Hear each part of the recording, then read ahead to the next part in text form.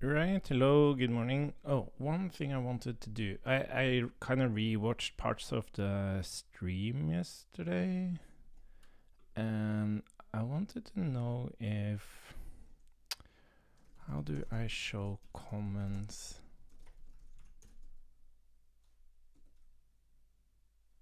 for other people to see using eCam? Yeah, so like I'm responding to comments, but like nobody else can actually see the comments. Oh,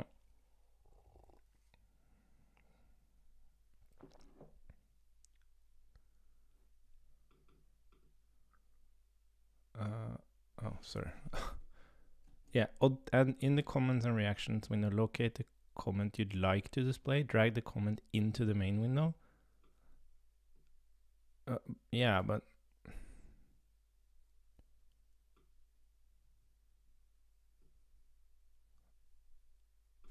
so there is no way to automatically show comments as they arrive.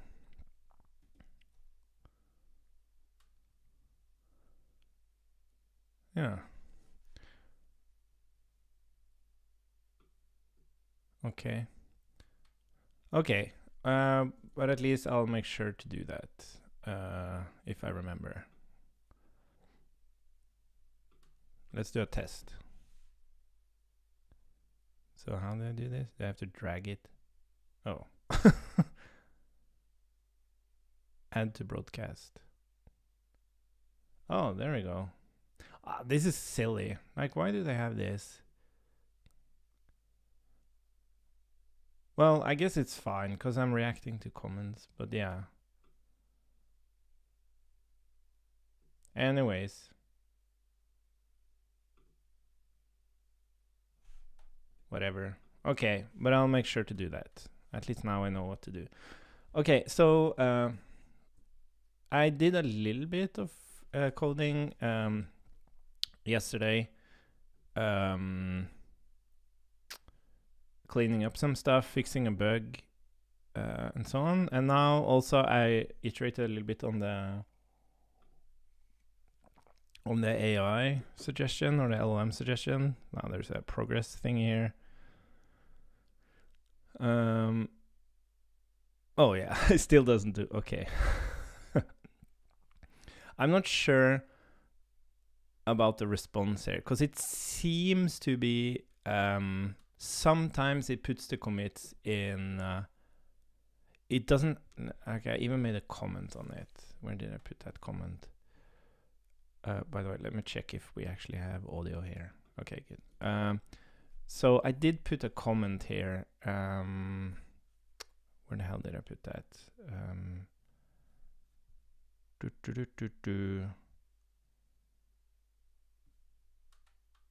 Oh, did I remove it? Anyways, so I'm not sure.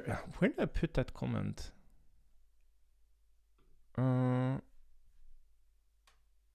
Yeah, I can't remember. Anyways, so the point is that the LLM returns its list of commits, right? But like, what order should it write that list in? And I tried expressing it as like last, first, newest to oldest, last to first, but it isn't consistent. And I'm also expressing that it's allowed to move the commit. So I don't know if it's intentionally wants to change the order, but in this case, it's definitely the opposite. So I'm not sure how to identify that.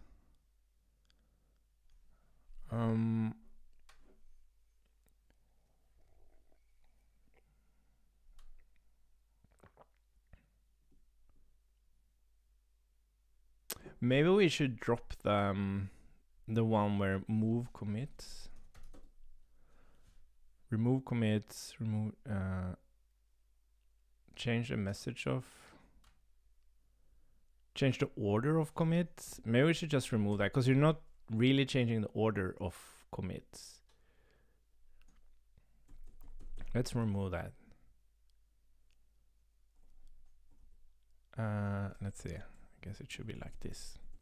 because you're changing, like you're moving changes into commits. That's what you're really doing. Well, no, you can change the order of commits. So what I did is that I reversed the response from the LLM, and then it works, but still I don't know if it's correct, like what the intention was. So what we could do is, which was the comment, I just don't remember where I put the comment. Yeah, no idea.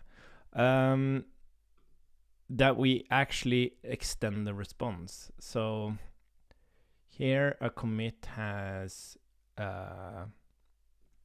it has a hash and a message, but we could also add like an index here, or maybe even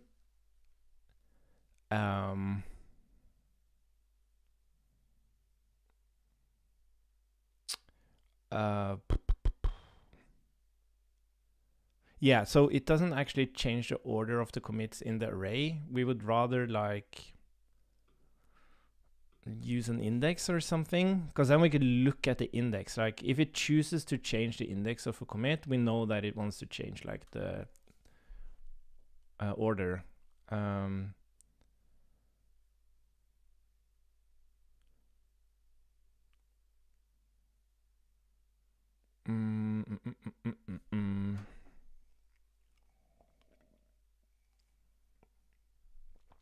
We could also use like a time, like original time stamp, something like that.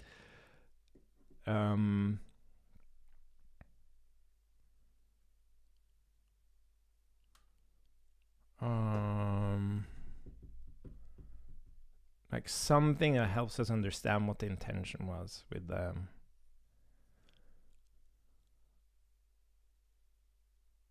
Or we could also have logic that kind of just looks at the commits. And if there's like, yeah, I don't know. It should be consistent.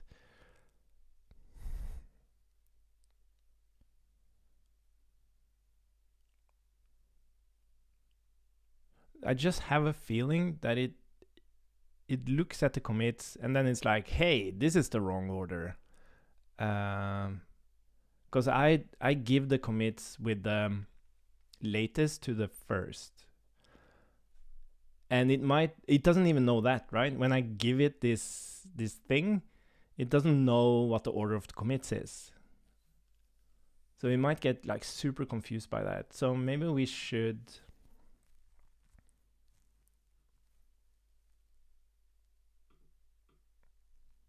And this is, I pointed this out so many times, like it's so confusing with Git. You never know the order of commits. Like sometimes it's from first to last, other times it's from last to first, depending on using GitHub, using the rebase, interactive rebase, using the VSCode extension, using the log.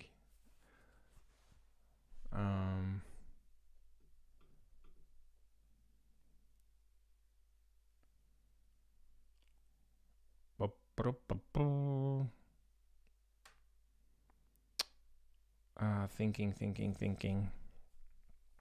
Oh, I need some music. That's why it's not working.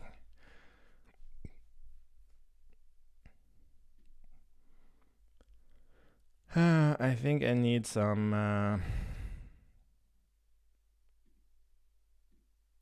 Oh, I don't have that list there. Let's see. Let's do some lo-fi chill.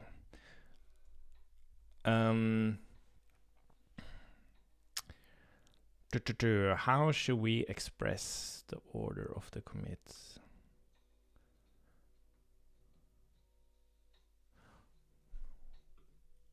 Well, we can try. We can try to just add like a.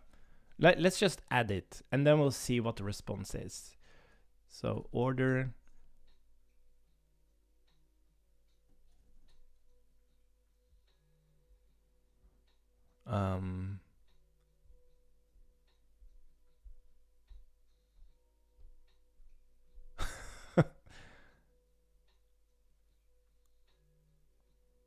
Like, how do you express that? Like, you could, like, that's the funny thing about LLMs, when you try to reduce ambiguity, you notice how ambiguous everything is.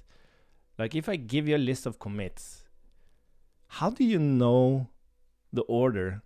Am I ascending or descending when I give you that list? How do you know?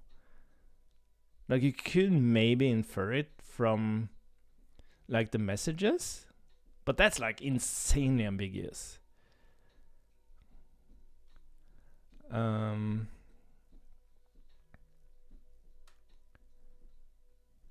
Like we could even, like here, we could even have like a commit order and then like ascending, like something like that. Just so that the LLM understands like,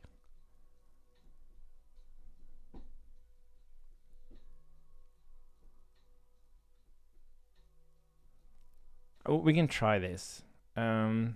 I haven't used descending. Okay, so the order of the commits, and this should be enum. Can I do this? Ascending. Oh, is it an array? Ascending, descending. And then we're just gonna actually put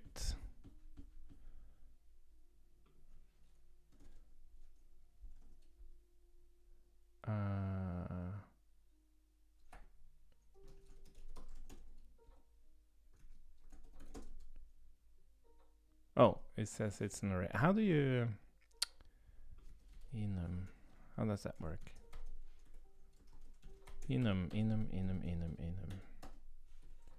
I thought is it like this? How do I?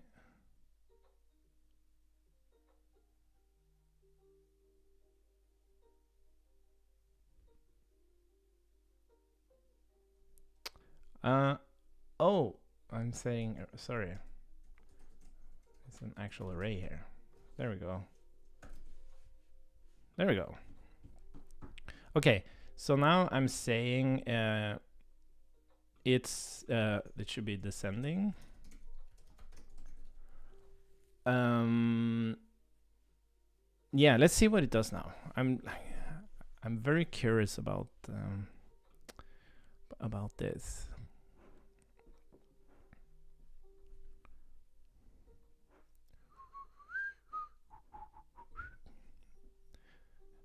It does take a long time to create the suggestion in this tiny history. Yeah, so now it's the wrong order, right? Let's see what it says. So it says it's descending, and when we look at the commits, it's not descending. It is descending. Oh, did I reverse it again?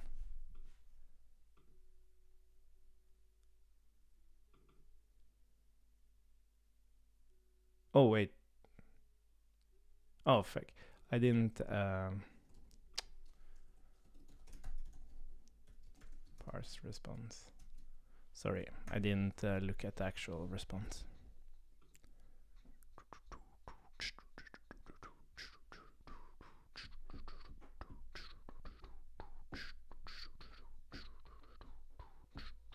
Now it probably doesn't do it. Oh, it did it. Yeah, ascending, right?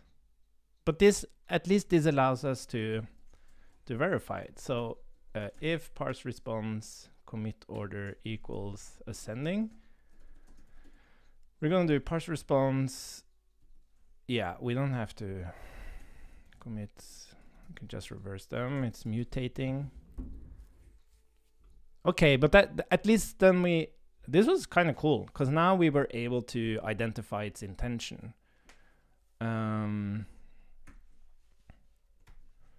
So if we try again, the thing I don't like now is that it's not very diligent about cleaning up. Like there isn't like an explicit console log that I'm removing here.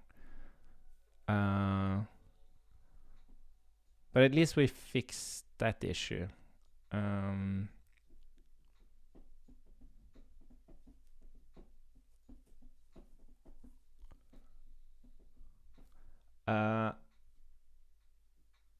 let's see.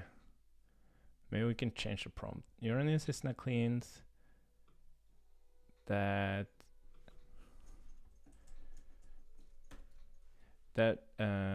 rebases a Git history to be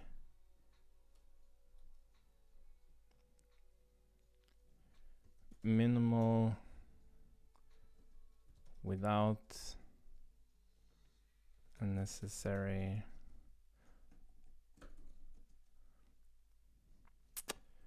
You're an assistant that rebases a Git history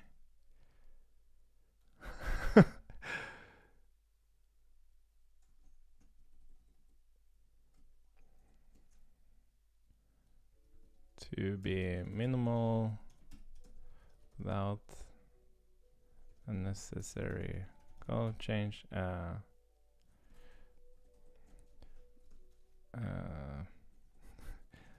cleaning irrelevant code. Well, like the thing is, like sometimes you do want to have a console log in there, right?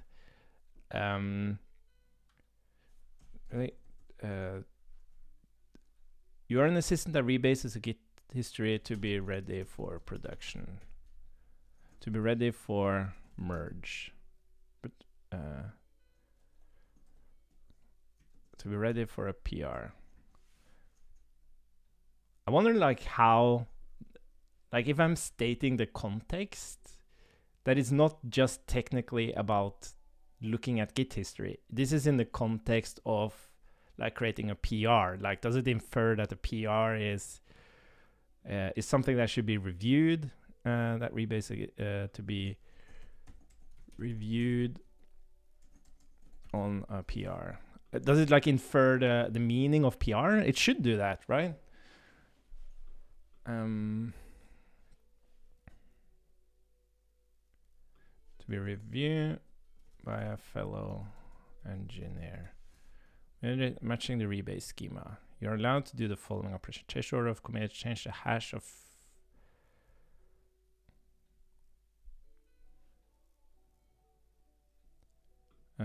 change the message of commits, add new commits by creating a random.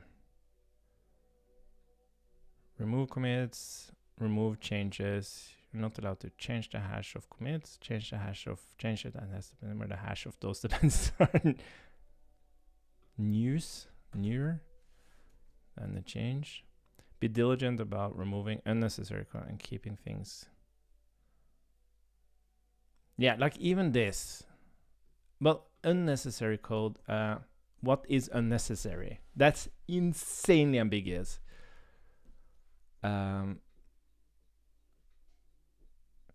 About removing commits and changes related.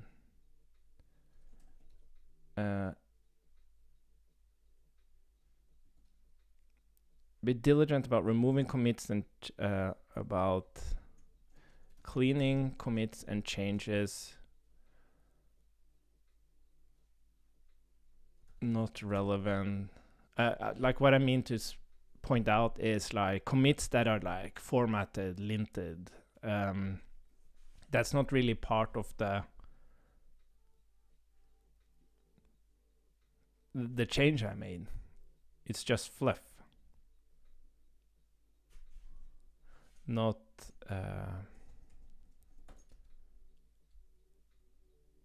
yeah, not relevant to the PR. So what's also interesting here is that we could even what's interesting about this is that we could like actually retrieve the description of the PR. So we gave that context.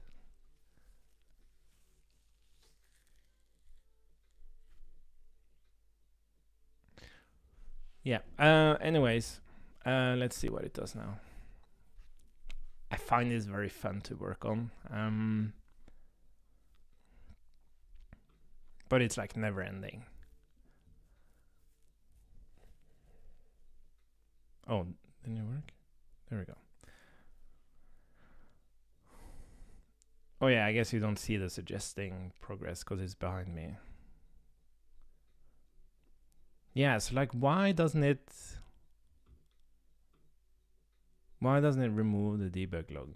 It's well, okay, I'm gonna check one thing. I want to make sure that we actually we actually have contents here.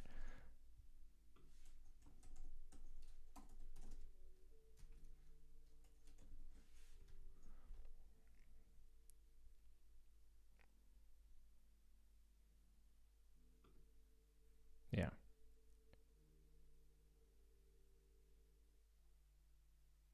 What I've noticed, what I have noticed though, is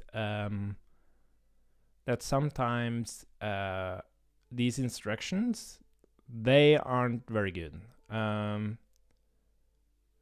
So what we can do is that you should rather make it part of the user request.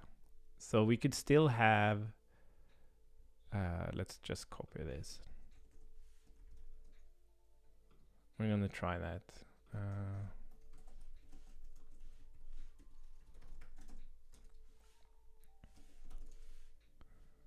So you are an assistant, you're engineering code assistant that rebases a Git test read to be reviewed on a PR by a fellow.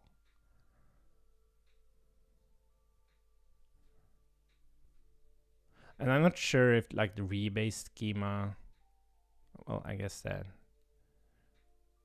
matching the rebase schema.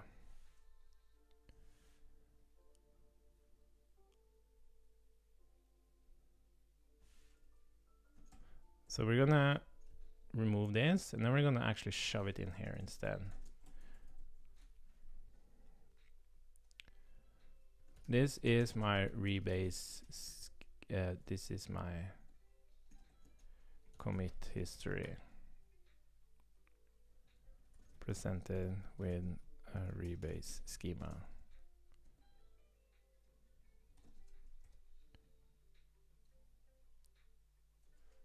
Yeah, wait a minute.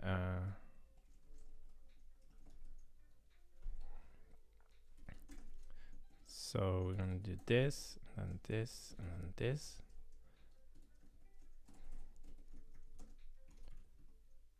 Oh yeah. I think it's enough to just do this.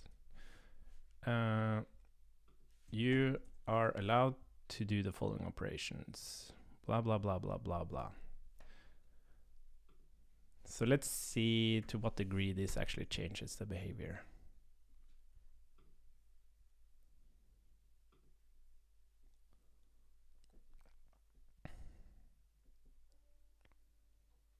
Oh, interesting.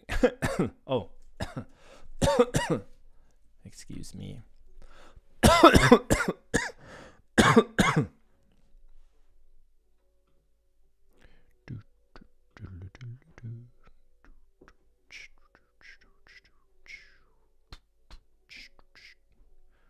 Yeah, it doesn't do anything.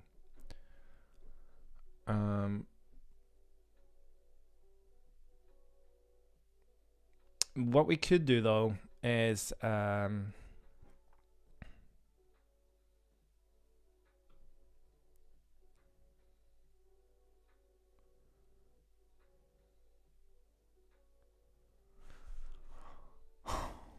okay. Let's just do this.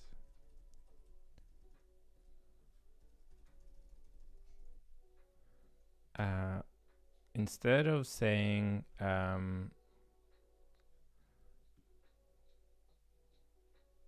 we still logging the response? Console.log parse response. We can try something else. Run system that rebases a Git history to be reviewed on a PR by a fellow. Respond with a JSON object matching the rebase schema. You're allowed to do the following operation.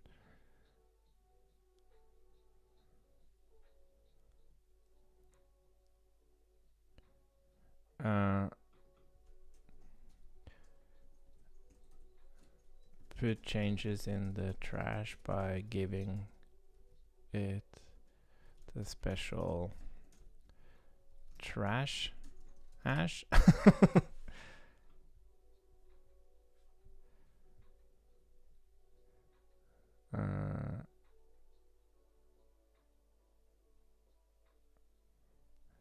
About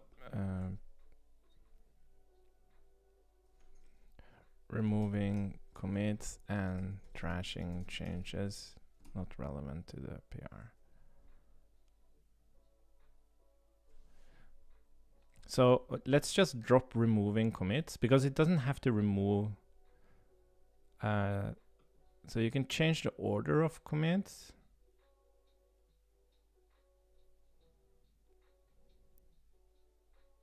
And also, I don't like this change the hash of changes. Like, we should probably call it something else than changes. We could call them diffs.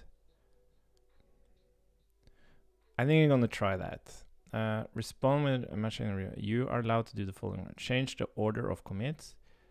Change the hash of diffs to reference a different commit. Change the message of commits. Add new commits by creating a random hash for it.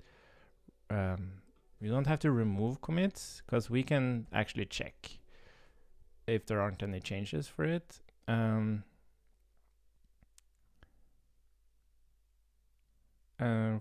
Put changes in the trash by giving, put diffs in the trash by giving it a special trash hash. You are not allowed to change the hash of diffs.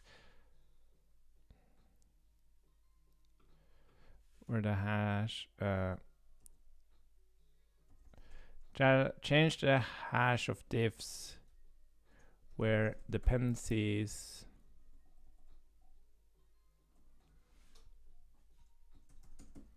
references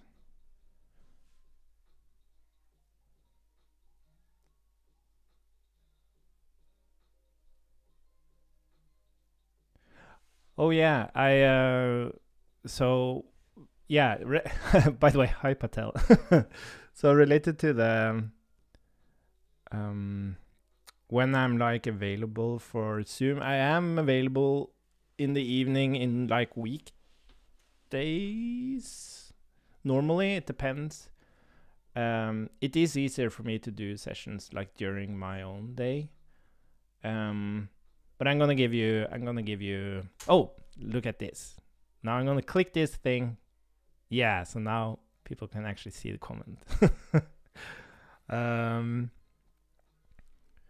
But what we could do, if you have, if you want, Patel, we could use the stream now to talk about your idea. But maybe, yeah, you kind of want to talk in person, I guess.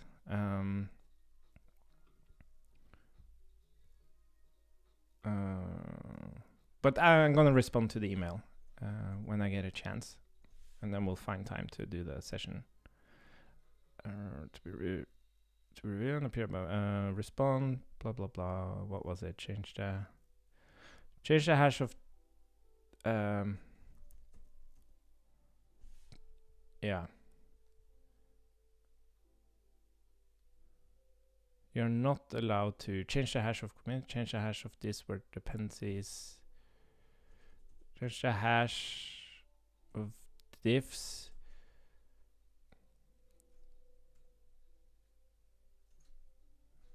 Change to a hash where dependencies.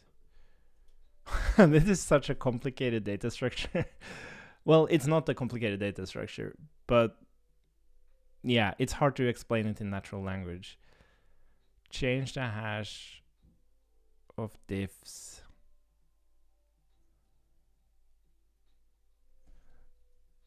Resulting in dependency.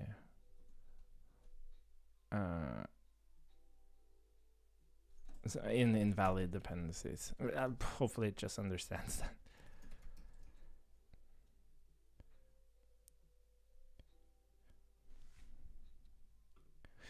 Yeah, so just to give context for anyone else watching the stream, Patel and me are discussing like a potential like helpful tool for professors at universities to respond to students And one of the most important things when building an AI tool is to measure how good it is. Not just for like, you should measure any product, like how good is it. But for AI, it's especially useful because you can use that information related to further like fine-tuning and improving the output of the LLM itself. So like originally, like the way I interpreted the idea is like, what if these professors, when they got an email, an LLM would immediately respond with the answer to the student?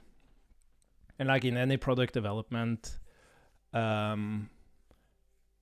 there's always like this consideration of how quickly can you get a proof of concept out to validate the idea. And the less complexity there is to the proof of concept, the faster you can get it out and the faster you can validate your idea. So again, just building up some context. So being able to respond directly to emails is like complex because you have to like hook into the actual email and you have to identify what emails to actually respond to, and like there's a complexity factor there. It's not about the idea being bad, it's just there's a complexity there. So when building proof of concepts and having like, it's really the initial idea that's the final good idea. So it's better to kind of throw away complexity at the beginning to kind of find something that that still feels like a good idea, but it has less complexity. So anyways, long story short, and also like receiving that email and responding to the student probably won't respond back. So you don't know if the student was happy or not about the result of that question, or you don't have like hard data on it at least. And still, there's a trust issue. Like, I don't think anyone would trust an AI to just respond to emails. And so on. Anyways, so the thing we that suggested and we discussed is like, what if you could get a professor to share their student email correspondence with you for a certain like time period? Because the great thing about student email correspondence between the professor and the student is that it literally is question, answer, which is exactly the format you need to fine-tune a model. And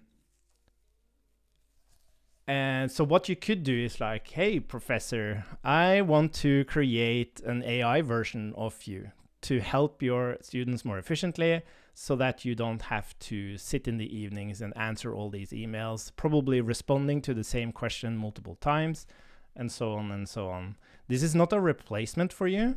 This is just something that's gonna make you more efficient and help the students get their answers quicker. But it's not a replacement. So if you get this history of correspondence, you can use that information to fine-tune a model for that specific professor. So what happens is that fine-tuning isn't really embedding knowledge into a model. Like, that is kind of a side effect of fine-tuning. What fine-tuning really does is just that it will look at the semantics of the answers and the length of the answers, what words are being used in the answers. Basically, it will make the response from the LLM look more like the response the professor had in his or her emails to the students.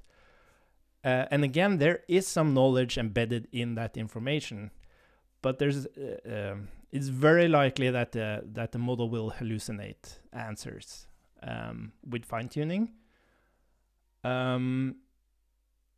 But at least then you have something to start with, and then you can give the professor like a link to this like AI version of itself that the professor can give to the students. And then when the students enter this chat thing, and you could have like an avatar being the picture of the professor, and so on. They can ask their question there, and then they will get a response that's fine-tuned from earlier responses from that professor.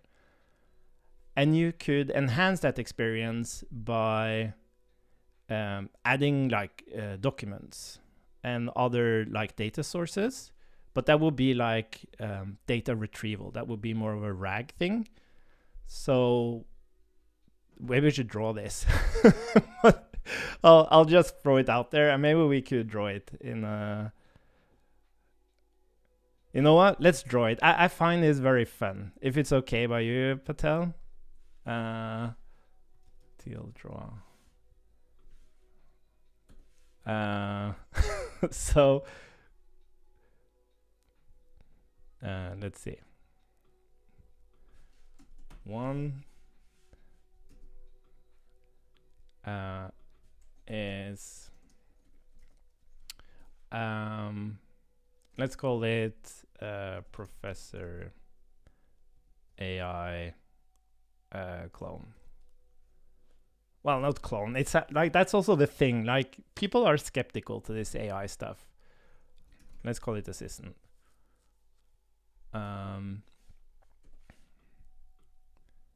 So let's see. And then number one,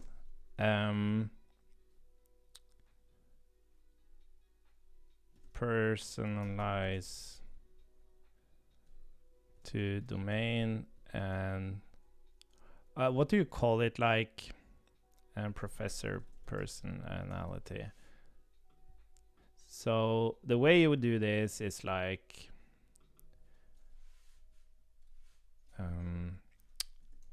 email correspondence,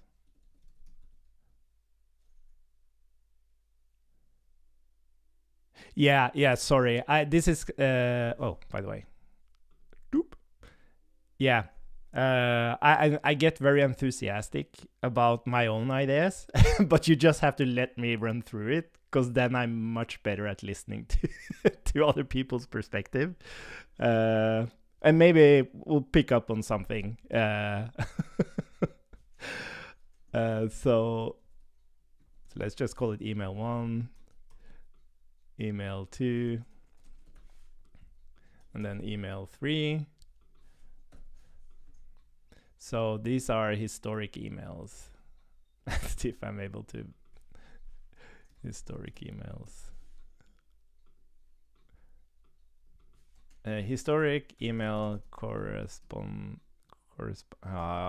historic emails with students. Anyways, so we have some historic emails with students. We send these into a fine-tuning array, which I can't remember the actual structure for this, but it's very much like a question, answer. This is, so each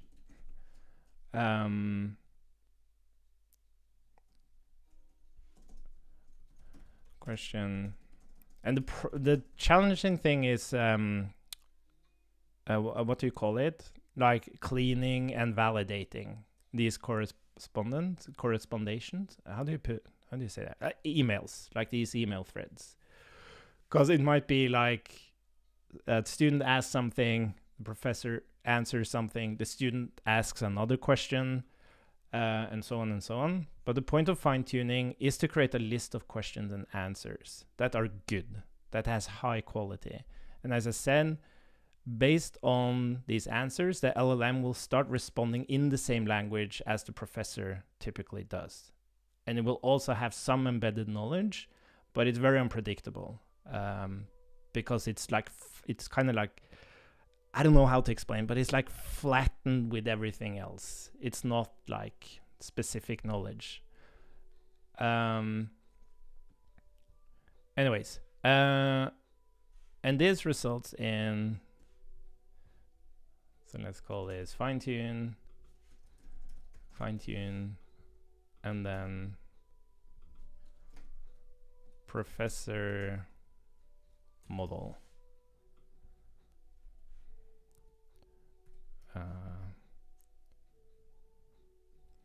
let's hello, oh whatever, let's just put it like this, professor model. So that's the first step, and then the second step is to expose a model through chat.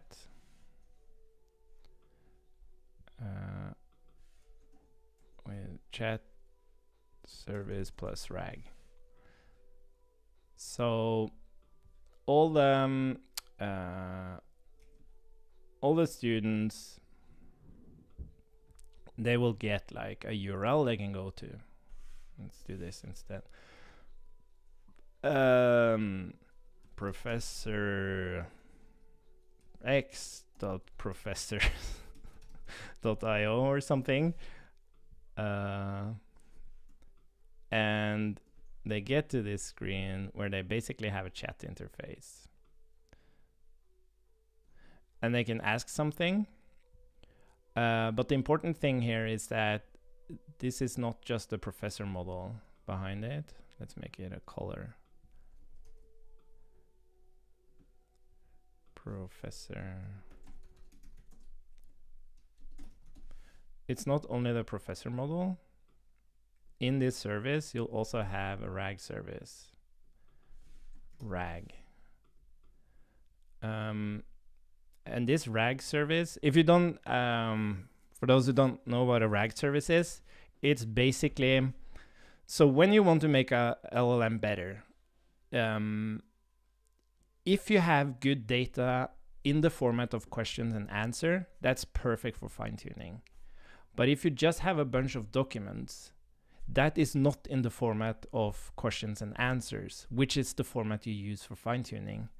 So it's very hard to convert documents into fine-tuning data. So what's unique about like discussing this idea is that you have such a good data source for fine-tuning, which is the email history of the professor with the students. And then the professor also has a bunch of documents and like related data and content for the domain, right? But that can be just uploaded as just pure documents and be put into an embeddings database. So what would basically happen here is that you kind of have this professor model and you have this RAG service, and then in between here you have like an agent. An agent in this context is just an LLM that's able to retrieve data from the RAG service. So the student asks a question, the agent has the possibility to ask the RAG service for more context about that question, and then it uses the fine-tuned professor model to give a response with that specific context, fine-tuned to the kind of response the professor would actually give. But the most important thing here is that this is probably going to be quite shitty in the beginning or not have that much value. So one of the most important aspects of this is how do you iterate and make it better? So making it better. So when a student gets like great answer, or maybe some answer, let's just do this, get some answer, and then the student is like happy about that answer. So this is like, yeah, great, I'm super happy about it. What will happen is that it will you'll store that conversation in a database. So basically what you're doing is you're prepping another fine-tune.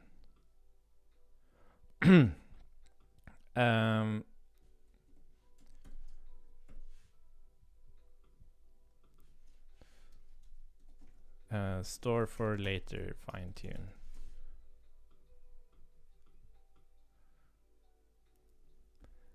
But if it's a bad answer,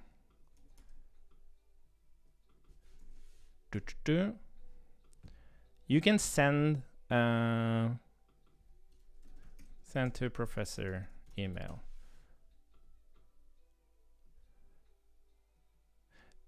Yes. So and then you can send to professor email, and then the professor can respond to the student in a way that he actually would respond, and then you can go back up here. Then you can take another batch of historic emails, fine-tune the model, improve the professor model. And then, again, as students go in and ask questions, and here you can also make it better by updating the RAG service, by giving more documents, more relevant information. And as they ask questions and they're happy, you're building up like this high quality fine-tuning data set that you can use to fine-tune the model again. And whenever it goes bad, you'll have a more manual process of like the professor giving another batch of emails to fine-tune the model again. And at the same time, you'll have a very like a single number is like how many students are happy and how many students are not happy.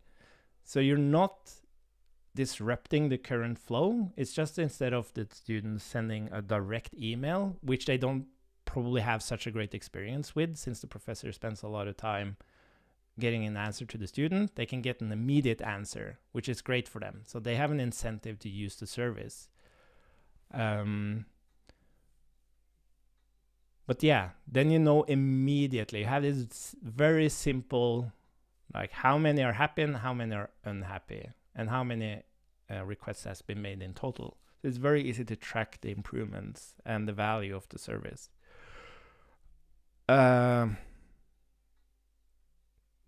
Yes. That was the idea, Patel. Maybe I was a little bit all over the place. But yeah, it was just one thought led to the other. That's why I had like 3 different responses on LinkedIn. I like responded to you, and I sat on the couch, and then I jumped up again. Oh, yeah, by the way, you could also do this. And then I sit down on the couch, and then 5 minutes passes, and then, oh shit, you can also do this. But yeah.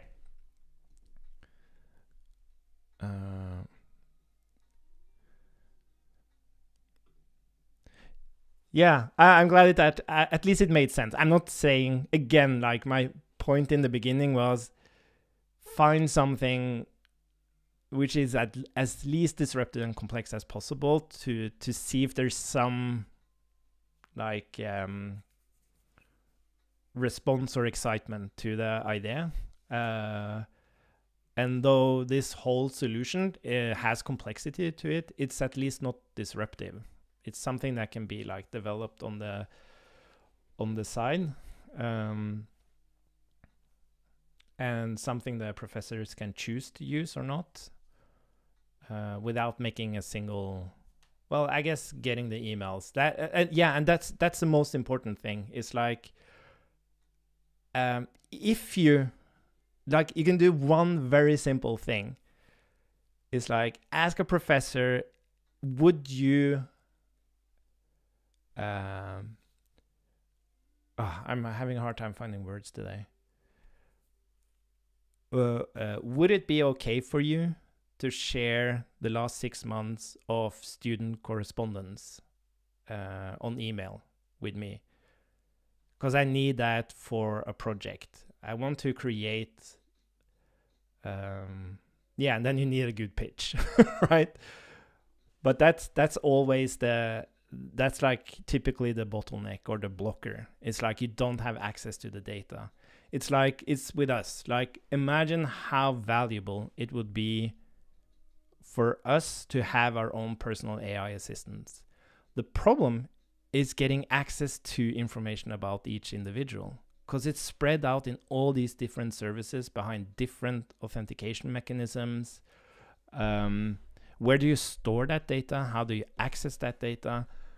That's what really is blocking us. It's not that the LLMs aren't capable of being really good assistants for us to give us information and help us in everyday life. It's just that the data isn't accessible for them, which puts Apple in this unique position. That's why I'm excited about what Apple is going to do with this, because they actually have the most data about you. I guess Google, to some extent, might also have it, but Apple has this advantage that they're a trusted company in terms of privacy.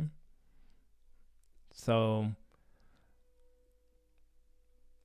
yeah, so data access is typically the most problematic part of it.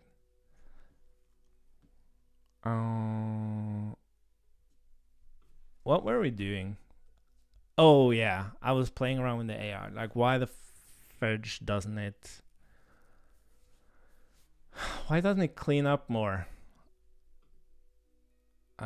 Oh, and we had... Didn't I make a change? Did I make a change? Yeah, I made a change, didn't I? And then we're going to test it and then look at the log. I think so. Let's see. But yeah, Patel, I'm happy to...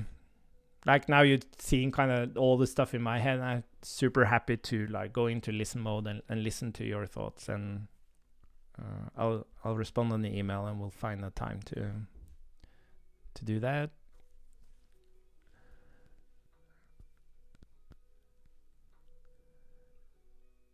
Oh, there's something going wrong here. Wait, you exceeded your current quota. For fuck's sake. OpenAI API. Do you have to give it more money? Login. Isn't that typical?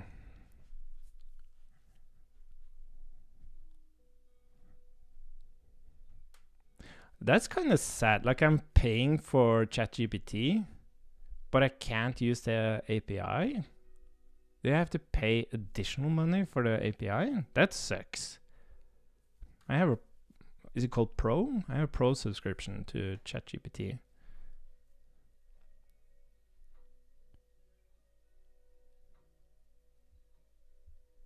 Yeah, bye for now, Patel. We'll talk later. Where is... Let's see, dashboard. Usage...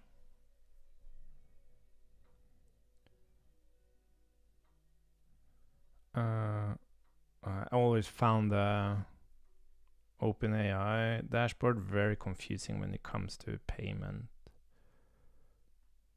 I don't have any monthly spend. Oh, wait a minute. Is this... Oh, wait, this is the wrong project. Oh, shit. Is it the full project? And here we have it. Usage...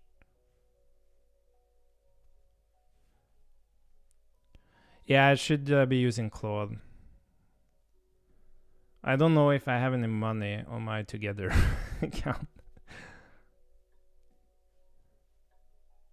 How the hell do I put money on my account?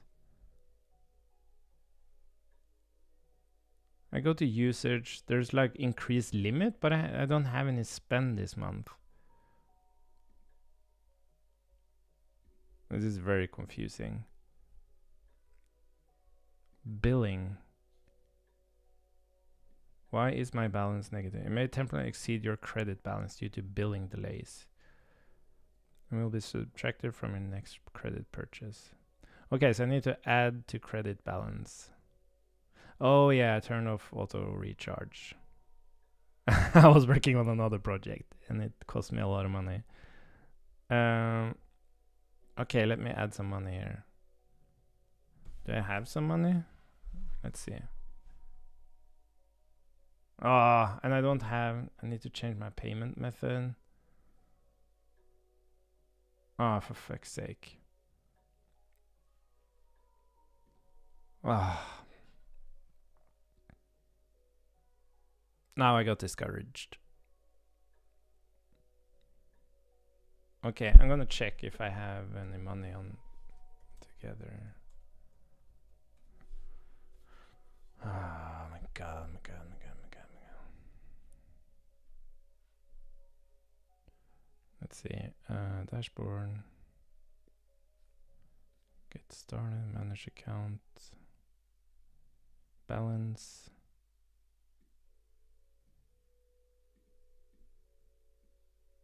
Yeah, I don't think I have any credits there either. I need help from a colleague. I think I can just add credits to myself. But I'm not. Oh, we do have someone here. $1.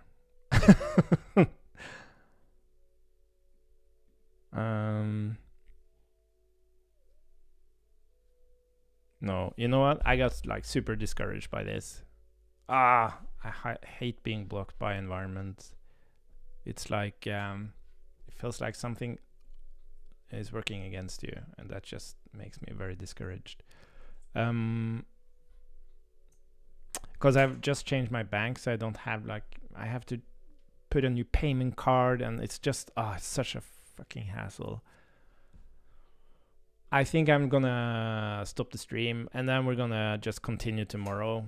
I'm gonna make sure we're able to access. We're gonna change the Claude. I'll ask a colleague for some help to get some credits, and then we'll use Together in Claude instead.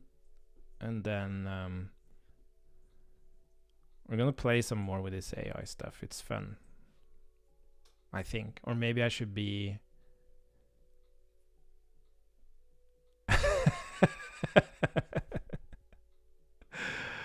Yeah.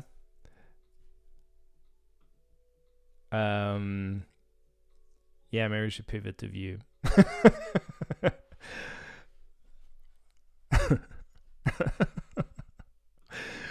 Oh my god, don't remind me. But yeah, but I should be more what's it called? God damn it, I can't find a single word today. Disciplined.